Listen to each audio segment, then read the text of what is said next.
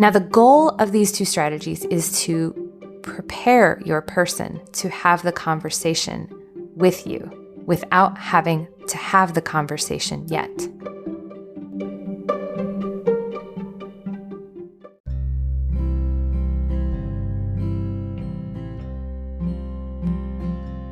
Welcome to Making Polyamory Work. Hi, I'm Libby Sinback, and I want to thank you for joining me today. I'm a queer polyamorous mom and a relationship transformation coach, and I am committed to helping people who live and love outside the status quo have extraordinary relationships, because relationships are at the core of our well-being as humans. I think love is why we're here and how we heal. So today on Making Polyamory Work, we're going to talk about breadcrumbs and signposting. Now, what am I talking about here? Well, if you have listened to my episode called Stand Up and Rock the Boat, which is one of my most popular episodes, not the most popular, but one of the more popular ones, you know that I believe we have to be willing to talk about the hard things with our partners because they're true, and we owe it to the relationship to be with the truth together. But what if talking about hard things has a history in your relationship of just not going well? In particular, what if your partner or someone else that you care about, when you try to talk about the hard thing and you're willing to rock the boat with them, instead what happens is they get overwhelmed, or they shut down, or they push back really hard, or they get super walled off, or they just get really, really reactive. And then the conversation just doesn't end up going anywhere. First of all, I want to say that if this is a pattern that you're stuck in where you're trying to talk about something and it just doesn't go anywhere and it completely runs aground for various reasons, there may be a lot of things that you might need to do differently, or that your partner might need to do differently to help get out of a pattern like this. And, you might benefit from some professional support. Or, you might need to grow some other skills like active listening skills, or having a dreams within conflict type conversation. But if you are with a partner who is generally relatively skilled and you can generally talk about things, but sometimes there are just certain topics that feel like they're just impossible to talk about, or you've got something new that you want to talk about and you're really just not sure how to bring it up, I think breadcrumbing and signposting can help. But before I talk about those, I want to talk about some strategies that I don't think work super well, at least not all the time. So the first strategy is the hit and don't run strategy, which is you just kind of wait until you have their attention, and then you just blurt out what you have to say and hope for the best. Fingers crossed. You haven't checked to see if it's a good time or not. You maybe haven't even asked for permission to have the conversation. You just dive in. Now, if you have already been nodding your head along with this episode so far, maybe you've already tried that and it has not worked. And there are good reasons why that doesn't work. Some people just really are sensitive to being blindsided, or they're easily overwhelmed, or feeling blindsided or overwhelmed or just like unprepared can leave them feeling like they're on their back foot, or it can even be triggering. And, from those states, overwhelmed, blindsided, triggered, just unprepared, it's really hard to respond well. So you're not really setting them up for success. I don't recommend that strategy. But that used to be my strategy for what it's worth. So if that's been your strategy in the past, you're not alone. And sometimes I still blurt things when I shouldn't, but I'm much better at kind of just rolling it back and saying, oh, no, we don't have to do that right now. So, okay, that's strategy 1. Don't recommend it. Strategy 2, you could hyper focus on looking for that perfect time to bring up the difficult topic. Tricky part about that is that time just may never come. You just may never find the right moment, and not finding the right moment just then kind of kicks the can down the road, and then the thing is getting more and more thought about by you, and it's not getting talked about by the person, and then they're going to feel even more blindsided when it comes up because the longer you wait, the deeper you get in it without them because they aren't on the same page with you. And then you're kind of to strategy 1 where they might feel blindsided or overwhelmed or unprepared or triggered. So I don't recommend just waiting for a good time as the only strategy that you use. Okay, so then there's strategy 3, which is you could try to make a good time to talk about it by maybe taking them on a date or, getting them to a place where they're feeling really good, creating a lot of safety and comfort for them, and then bring up the topic. I hate this one. Like, I got to tell you, if somebody does this to me, what I feel is manipulated. And I think a lot of people might feel manipulated, like they're being set up to feel comfortable, to feel okay, to feel really good and feel really connected. And then wham, you bring up this difficult topic and they feel like they're being set up to respond a particular way or to be receptive to something that they're just, again. And so then you're going back to feeling blindsided, overwhelmed, and possibly triggered.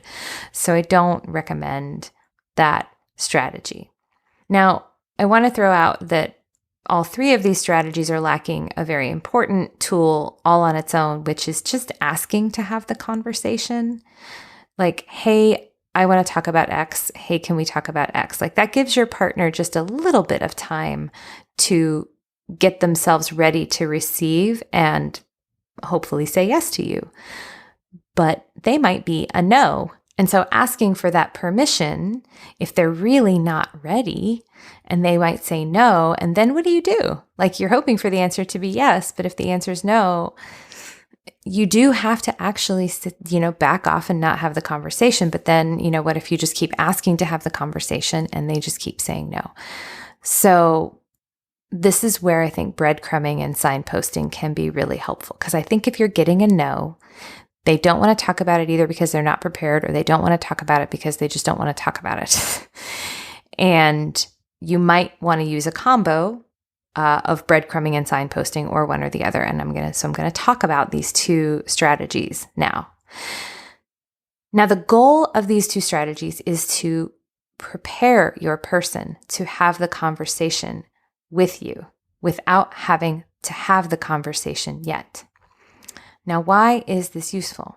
Well, so let's say there are these kind of big topics that you might want to talk about that, again, might really just leave your partner blindsided if you just sort of bring them up and expect to find out what they think before they've had a chance to think about it. Now, one example that probably would come up with a lot of the folks listening to this show is, hey, I'm thinking about opening up the relationship, or hey, I want to change something about our relationship. Maybe we're swinging and I'm interested in maybe having a deeper relationship with one of the people that we're playing with, or I'm realizing something new about my gender identity, or I'm realizing something new about my sexuality, and I want to be able to talk about that with you. But it could also be something as simple as like, I want to move to a new house, or I want to buy a new car, but money's tight, or I'm thinking about whether or not we should have a second child, or it might be about wanting to de-escalate a relationship. Any of these things are big and potentially difficult topics. So it doesn't always have to be about non-monogamy. It's just that, this podcast is about that. So that might be one of the topics. Here's the reason why it's so important to give your partner a chance to know that the topic is out there for you without having the conversation yet, which is, if you've been thinking about this topic for a while, which is why it's rumbling inside of you and you need to rock the boat and bring it up, your partner or other person that's important to you in your life may not have had a chance to think about it. And so when you start to have the conversation, you're not on equal footing. You're really, really prepared. You've thought a lot about what you think and how you feel. And maybe to the person you're bringing this up to, they haven't had any time to think about it at all. Or they've thought about it, but only a long time ago. And so they haven't thought about it anew, and they haven't thought about it in the context of your relationship, et cetera. So, it just creates from the get-go putting that other person potentially feeling like they're at a disadvantage. And they also might have some feelings of like not exactly a trust violation, but their trust might be a little rattled if you've clearly been thinking about this a lot, but you haven't mentioned anything about it yet. And of course, you may have been holding on to it and thinking about it before bringing it up because you didn't want to share your uncooked thoughts about it. But here you are asking them for their uncooked thoughts while you have some very cooked thoughts. So that's why this breadcrumbing and signposting thing can be really, really helpful for leveling the playing field and making a difficult conversation go a whole lot better. Another reason why breadcrumbing or signposting might be a good idea is if you have a hard time about having difficult conversations. Maybe you've talked about difficult topics before and they have gone down a really reactive path. And so maybe one or both of you has gotten into a pattern of avoiding, or maybe you or they have a lot of anxiety about having difficult conversations. And maybe you've talked about it and you're trying to do it better, but there's just a tenuousness about it. Maybe in the past around big decisions, one of you has also felt railroaded by the other. And so, there may be walls up around talking about difficult things because that feels like the only way to protect boundaries and make sure that the person doesn't feel railroaded or overwhelmed. And again, just if you have someone in your life who is sensitive about being blindsided, breadcrumbing and signposting have the opportunity to give that person a chance to feel into their reactions and gives them a chance to have a better sort of second reaction because they can maybe have their first reaction on their own instead of having their first reaction within a high stakes conversation with someone they really care about. It also helps keep you from this being a test or this feeling like a test when you bring up a difficult topic because they just may not be ready. Okay, so I've talked enough about why breadcrumbing and signposting are a good idea. Now I'm going to tell you what they are. So they are two different things. Breadcrumbing is one thing, signposting is another thing. And there are going to be times when you're going to lean harder on one than the other. There might be times when you would only do one or the other, and there are some times when you're going to want to do both.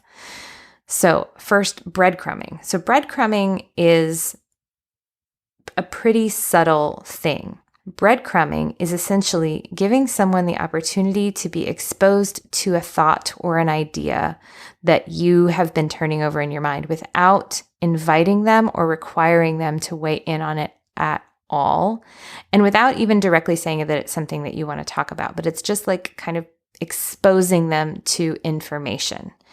So an example would be let's say you're thinking about opening up your relationship. You might say something like, hey, I was listening to the radio the other day and there was this segment on this couple who opened up their relationship and how great it was for them. And I thought it was really interesting. It's something I never really thought about before. And then you stop there.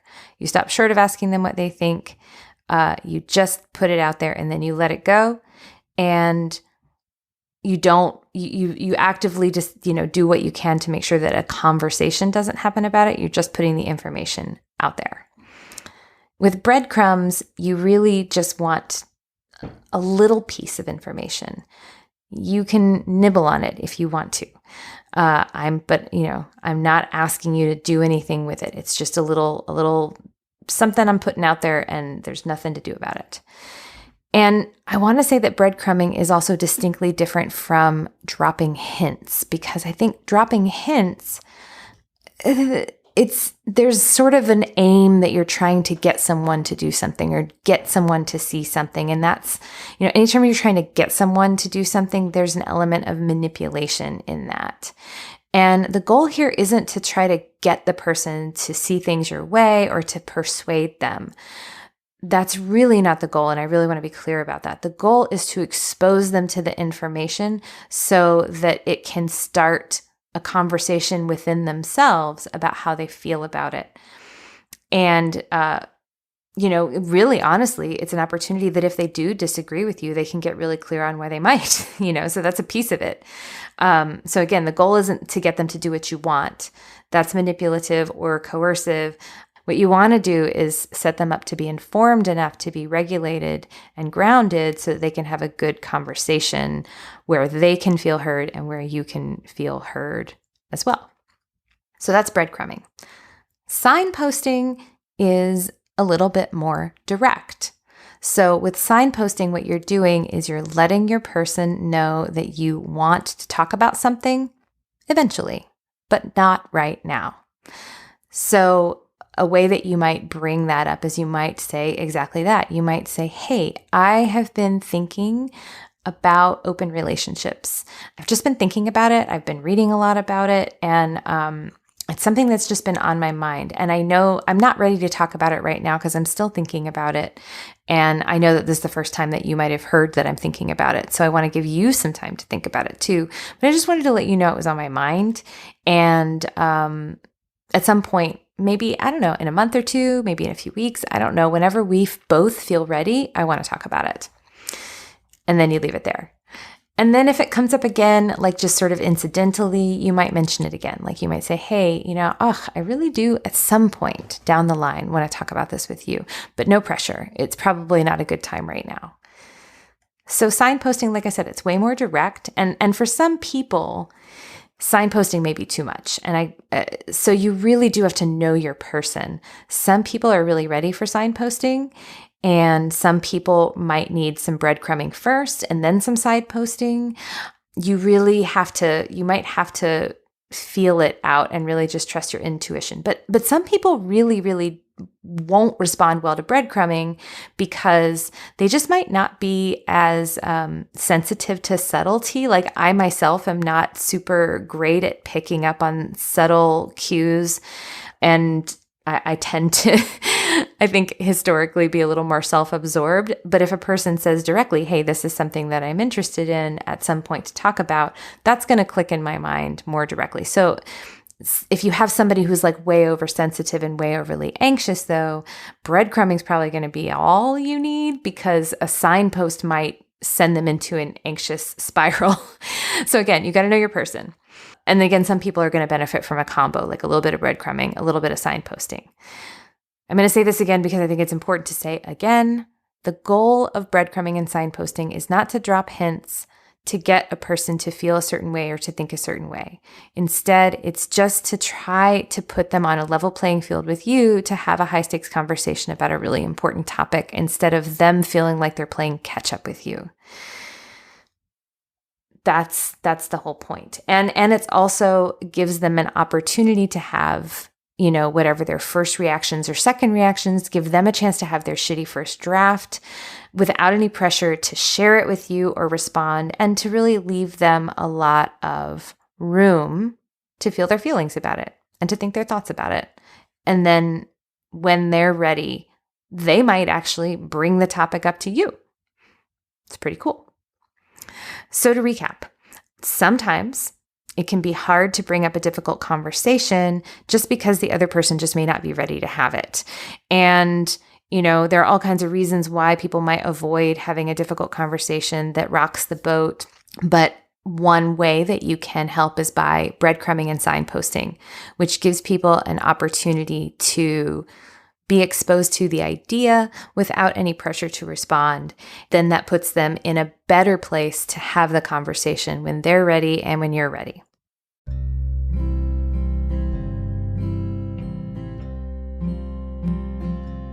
Thank you so much for joining me today. If you have any thoughts about what I've said or a question for the show, I would love to hear from you. You can reach me via my website, libbysinback.com, or you can connect to me on any of my social channels. I'm on Instagram and Facebook.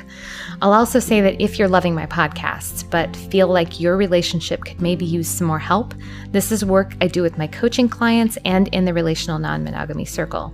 If you're interested, you can either set up a free introductory session with me to see if coaching might be a fit for you, or check out the Relational Non-Monogamy Circle online at libbysinback.com/RNMC. If you love this podcast, please share it. Share it with your friends, your networks, your Facebook groups, etc. And make sure you subscribe so you don't miss an episode. And if you listen on iTunes or Stitcher, it would be super awesome if you left a review or a comment, because that will help more people find the show. Making Polyamory Work is created by me, Libby Sinback. It is edited by Finn of the Normalizing Non-Monogamy podcast and hosted on the Anchor.fm platform. Vanda Leon manages the website and posts the transcripts. Thanks for being with me today, and I'll see you soon.